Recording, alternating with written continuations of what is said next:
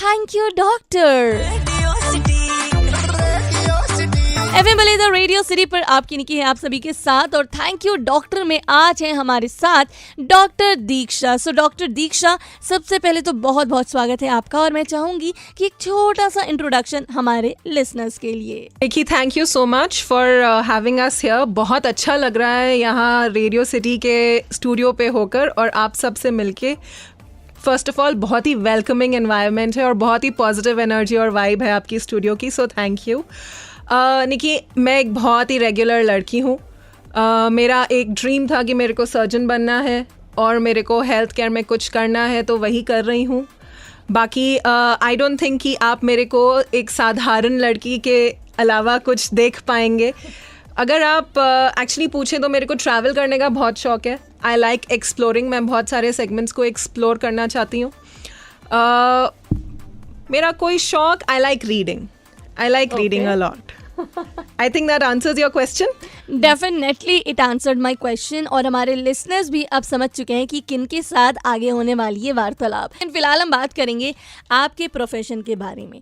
तो हमने बहुत देर से ये सुना कि आप सर्जन हैं और बचपन से आपको सर्जरीज का सर्जन बनने का बहुत शौक था और सर्जरीज करनी थी आपको।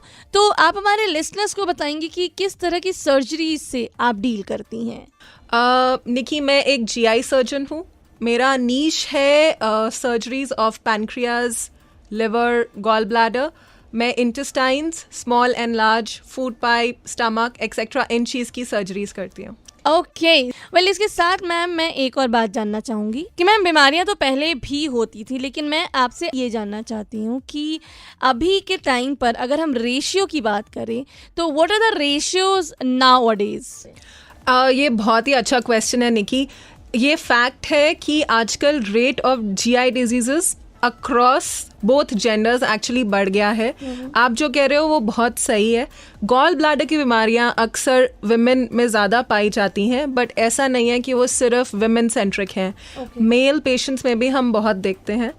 बट एक तो डिजीज़ेस का इंसिडेंस बढ़ गया है, साथ में ही GI रिलेटेड कैंसर्स की जो परसेंटेज है या इंसिडेंस है वो काफ़ी बढ़ रहा है।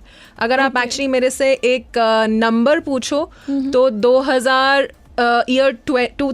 टू ईयर 2020 ऑलमोस्ट डबल हुआ है इंडिया में GI कैंसर्स का इंसिडेंस, और ये आगे भी प्रोजेक्शन है कि वो बढ़ेगा। यार देखो, डॉक्टर्स को देख करके ना सवाल तो काफ़ी ज़्यादा आते हैं, लेकिन उनमें से भी कुछ सवाल ऐसे होते हैं जो हमें लगता है कि बस ये तो इस बार क्लियर कर ही लेना है, और आज मैं डॉक्टर दीक्षा से उसी बारे में बात करने वाली हूँ। एफएम बलिदा रेडियो सिटी पर आपकी निकी है आप सभी के साथ। शाम 5 से 9 हमारी मुलाकात, और फिलहाल थैंक यू डॉक्टर सेगमेंट में आपके नॉमिनेशन की वजह से हमारे साथ हैं डॉक्टर दीक्षा। सो मैम, मैं आपसे एक और सवाल पूछना चाहूँगी। Just now you mentioned cancer, right? तो कैंसर को लेकर के ना हमें मिथ कह लो या सुनी सुनाई बातें कह लो कि लोगों को ये लगता है कि कैंसर जो है वो जेनेटिक ही हो सकता है। तो मेरा आपसे सवाल ये है कि क्या सच में कैंसर जेनेटिक ही होता है या फिर जेनेटिक भी होता है? नहीं, ये जेनेटिक ही है ऐसा नहीं है निकी। ये एक्चुअली बहुत अच्छा क्वेश्चन है, क्योंकि एक बहुत बड़ा मिथ है ये सोसाइटी में। जेनेटिक कंपोनेंट होता है कैंसर्स में या ट्यूमर्स में, बट वो एक केवल अकेला कंट्रीब्यूटिंग फैक्टर नहीं है। हमारा लाइफस्टाइल, स्ट्रेस लेवल, ये सब इसको ऐड करता है। स्पेशली जिन चीज़ों को हम सब्सटेंस अब्यूज़ कहते हैं, टोबैको कंजम्पशन, गुटखा खाना, स्मोकिंग करना, एक हद के आगे जाके ड्रिंक्स करना या अल्कोहल लेना, ये सब भी कंट्रीब्यूट करता है। इनफैक्ट आजकल एक जो सबसे बड़ा प्रॉब्लम है वो है एक पॉइंट के ऊपर का मोटापा, वो भी आजकल कैंसर से रिलेटेड पाया गया है। ओके, तो मतलब एक जो मिथ हमें पता है अभी तक कि जेनेटिक ही होता है, तो ऐसा कुछ नहीं है। There are more reasons involve for such situation. देखो यार, बीमारियां तो हैं, लेकिन उसके साथ साथ एक और बर्डन है जिसके बारे में कोई बात ही नहीं करता। एफएम बलिदा रेडियो सिटी पर आपकी निकी और आपके द्वारा नॉमिनेटेड हमारी डॉक्टर दीक्षा हैं आप सभी के साथ।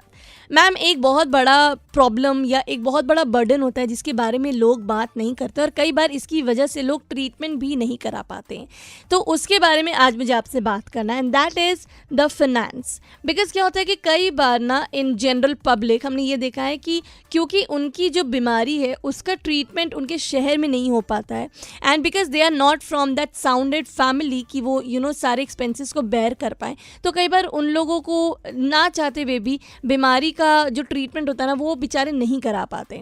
तो मुझे आपसे जो जानना है वो ये जानना है कि अगर हम आपके हेल्थ केयर की बात करें ऑफ अद्वितीय हेल्थ केयर, तो how your health care is going to help the general public to get their self treated? Thank you so much for that question. हमारे ग्रुप का यही मोटो है। हम यही चाहते हैं कि छोटी सी छोटी जगह पे पेरिफेरी में जहाँ ट्रूली सुपर स्पेशलिटी या नीश हेल्थ केयर ज़रूरी है और डिज़र्विंग है वहाँ पहुँचनी चाहिए। ये बात बहुत सच है।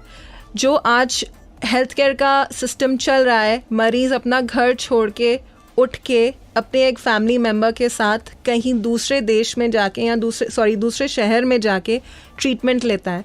उनका जो दिन का दिनचर्या है, जो फाइनेंसेस हैं जो वो उतने दिनों में कमाएंगे, 2 people, एक पेशेंट और जो साथ जा रहा है, वहाँ जाके रहना, अकोमोडेशन को पे करना और फिर एक पर्टिकुलर सेंटर का जो वेटिंग पीरियड है उसको सहना और फिर वापस आना, ये इसी चीज़ को ओवरकम करने के लिए हम एज अ ग्रुप इस इनिशिएटिव को ले रहे हैं, जहां हम हेल्थ केयर पेरिफेरी में वहाँ डिलीवर कर सकें जहां ट्रूली डिज़र्विंग है।